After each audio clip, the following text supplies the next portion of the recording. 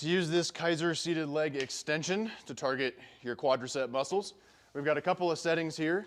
We've got the starting position of the shin pad. I like to have it on number 9 here, so it's not sending me way back here into knee flexion. For some of you with knee issues, that might be a problem. So having it more or less straight up and down in position 9, maybe position 8 if you feel strain when you're back in position 9. Then you want to get the seat back into a place where your knee joint axis lines up with this, this black axis right here. In terms of kind of feeling down your thigh, you can kind of feel flesh, flesh, flesh, and that first definitive section of bone is roughly where your knee joint axis goes through. So you want to make sure that's lined up roughly with this silver dot. And you'll be able to tell if you're in the wrong spot if when you commence the movement, you start feeling the shin pad sliding up or down on your thigh or on your shin as you know it's attempting to slide up and down. Like if I'm way too far back here and I come up, this shin pad is trying to slide down on my legs. And if I'm way too far forward, it's trying to slide up on my legs. So if I'm in the right spot, it should stay relatively fixed in this position on my shins. And I'm not feeling it try to slide up and down at all as I move around the corner.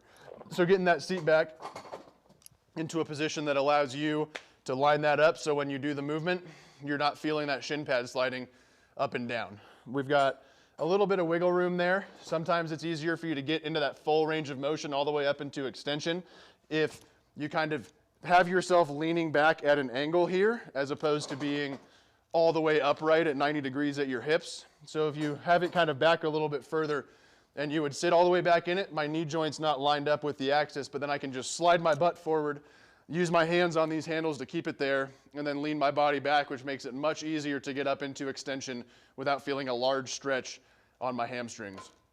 We've got a resistance window here and a repetition counter. Right button's always heavier, left button's always lighter. And then you'll just suck yourself down into the seat, trying to drive through your quads, up and around the corner, nice and slow in both directions. This machine does a pretty good job of getting pretty light when you get up to the top. So what you don't want to do is just hurl it back and forth. You want to make sure you're nice and slowly contracting and squeezing through that range of motion and then coming back down and around, keeping your quadriceps engaged the whole time. And another last thing that you want to do before I sign off here on this video is you want to make sure that your legs aren't bowed out like this. Because if I was to try and straighten my knees when my femurs were like this, they would go up and out to the side, which doesn't match the plane of the machine. So you want to make sure that you can kind of even set your legs on top here, and then make sure when I straighten that I'm moving straight up and down, and then you swing yourself in here, kind of match that position of your femurs to that position you just found to make sure that you're moving in the same plane as the machine. You'll be able to tell if you're not because you'll feel like your legs want to slide out to the sides on the pad, or if you're way too far in, they'll want to slide in on the pad.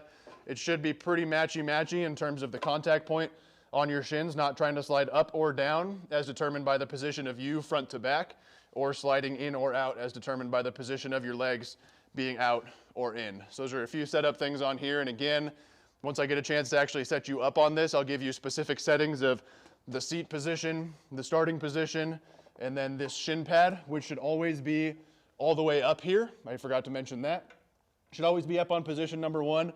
If it's really meeting your shins in an uncomfortable position, you can move it down a little bit. What we don't want, though, is for it to be way down here at your ankles.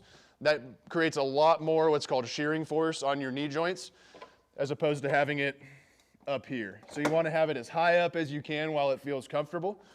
And if you're up here and you're like, oh man, it's kind of hitting me in a weird spot on my shins, it's really uncomfortable, you can move it down maybe 1 notch to position number 2 here. But you want to keep that up as high as you can comfortably.